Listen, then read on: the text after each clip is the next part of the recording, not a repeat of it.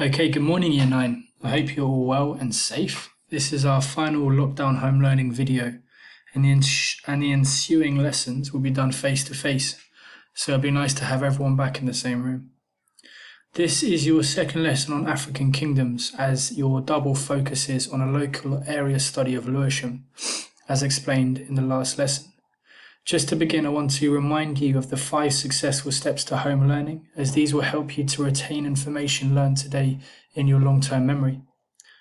So number 1, find somewhere quiet to watch this video.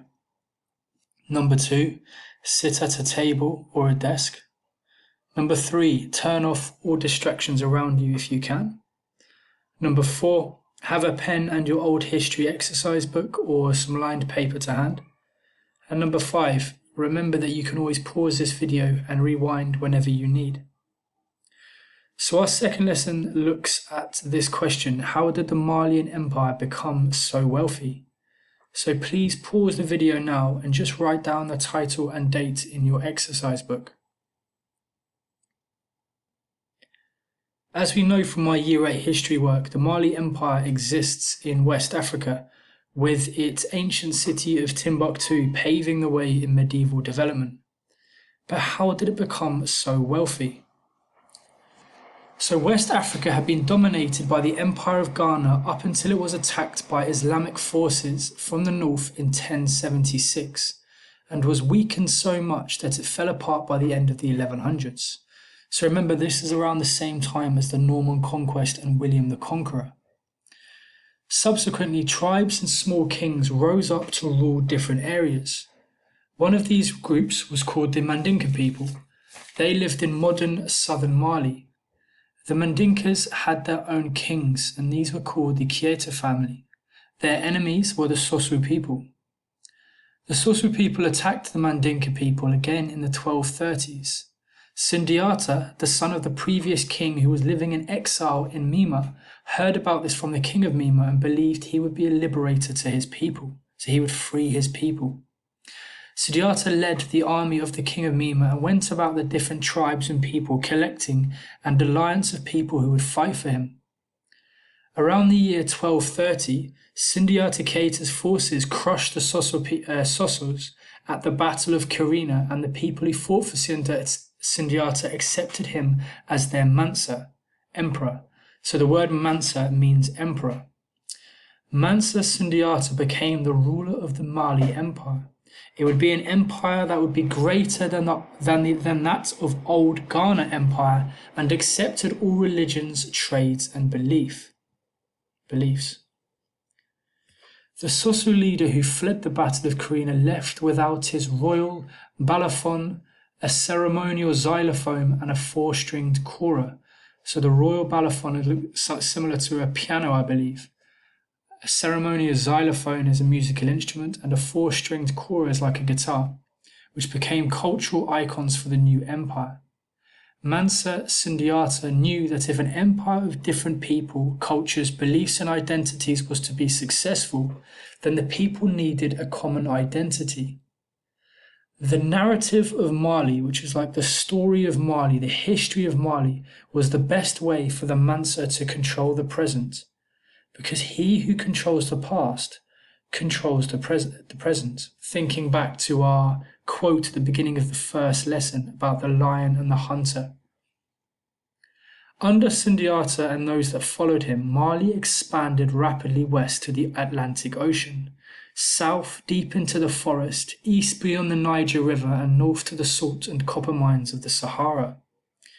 In 1312, his last direct descendant, Abu Bakr, sailed across the Atlantic never to return. Abu Bakr left his deputy in charge, Musa Keita. He became the Mansa in 1312 until 1337.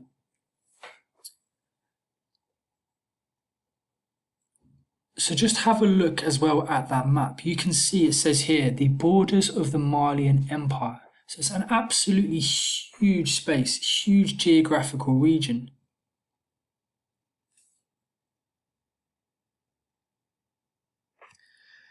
So my first task for you today is question 1. Now we have read the story of how Mali became an empire in the 13th century. We as historians need to be able to write our own narrative or our own version of the past. What I would like you to do is to pick out the 5 most important parts of the story that we have just read and include them in our own version of how Mali became an empire. So pause the video now and rewind to the story. Have a reread of the narrative and pick out 5 of the most important parts. Go. I then want you to use these 5 events to fill in the flowchart below. As you can see here, there's only 4, but I want you to include a 5th box. For example, for me, the first most important event was the attack and destruction of the Empire of Ghana in the 1100s. So I would write this in point 1. Point 1, Empire of Ghana attacked, it should say here, attacked and fell apart by the 1100s. This led to, what did this lead to? I will leave that up to you to decide. So pause the video now and find and write out your 5 events using these connectives to build up your story. Pause the video now and have a go. When you have done this, can you draw an image for each event to help you remember them? Again, pause the video now and have a go. Your next task is a quick fire quiz to check your knowledge so far. So in your exercise books on your piece of paper, I want you to try and answer these 7 questions in 60 seconds. These 7 questions, in 60 seconds, I should say, or 70 seconds. Give yourself 10 seconds each question. Have a go, and if there are any you're unsure of, rewind to find the answers. Go.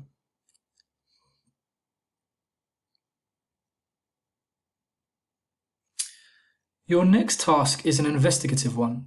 Using this map here, I want you to try and work out what made Mali so wealthy. So pause the video and investigate the map and all of its clues.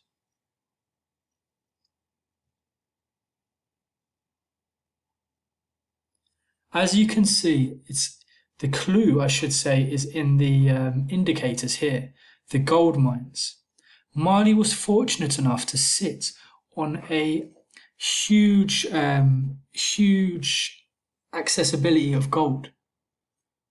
So as you can see with all these images, these sections here, these are all gold fields that Mali could kind of exploit. Now, historian Casely Hayford, who we looked at the last lesson, wrote this next passage on the desert trade and the Mali Empire. As I read, I want you to think about what the Malians traded and what they received in return that made them so prosperous. So it was the trade that drove and dynamized the region that kept the great networks across the Sahara open. There were 4 main routes across the Sahara that would carry goods like salt southwards and return with gold. The most important was the 2-month camel journey from Sijilmassa, one of the great Maghreb cities, to the West African frontier towns suspended on the edge of the desert, held there by the seasonal generosity of the flooding of the river Niger. It was towns like Timbuktu, or just beyond the fringes of the empire, that became vital ports for salt-laden caravans travelling southwards. And then returning gold that they supplied became critical to the economies of the whole of North Africa, Europe, and the Lebanon. These trading terminuses grew steadily in population and importance. Now that I have done this, look at the flow diagram below. Pause the video and write it out and fill it in your exercise book. Remember, if you're unsure at any stage, you can rewind and re-listen to the passage above. Pause the video now and have a go. Now have a look at question 4, A, B, C and D. Why was trade important for sub-Saharan Africa? What 2 items were traded across the Sahara? Why was Timbuktu important in this trade? And which places benefited from the trade across the Sahara? I would like you to answer these questions in full sentences in your exercise book or lined paper. Give yourself 4 minutes to do this. Pause the video now. Our final question today is a how far do you agree question. So these how far do you agree questions are common for GCSE style exams. So I want to try and get you into the habit of approaching them. So now we have learnt a bit more about Mali. How far do you agree with this statement?